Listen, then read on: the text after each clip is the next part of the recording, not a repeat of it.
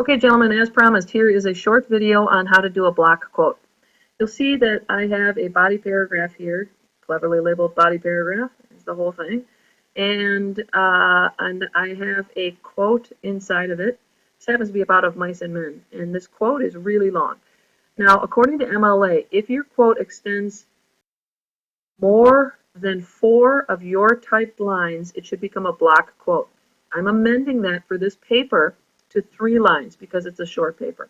So as you see here, I have 1 line, there's a second line, and here's a third line, plus I have a portion of a line here and a portion here. That's way too long. So I'm going to make this a block quote.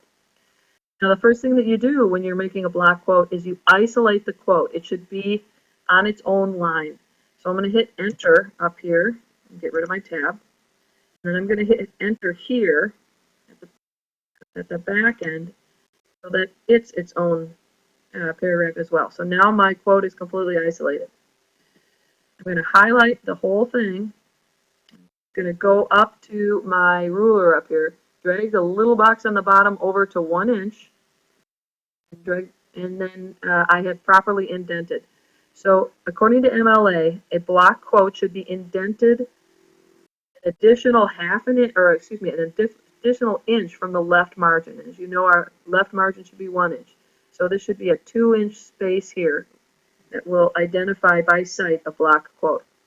Now, block quotes also do not have quotation marks around them.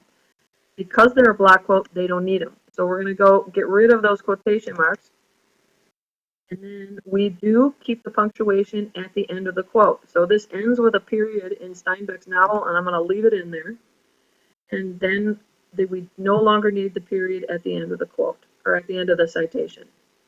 Now, the last thing that MLA likes you to do is to introduce a block quote with a colon. So I'm going to do that to make the gods at MLA happy. And that's how you do a block quote.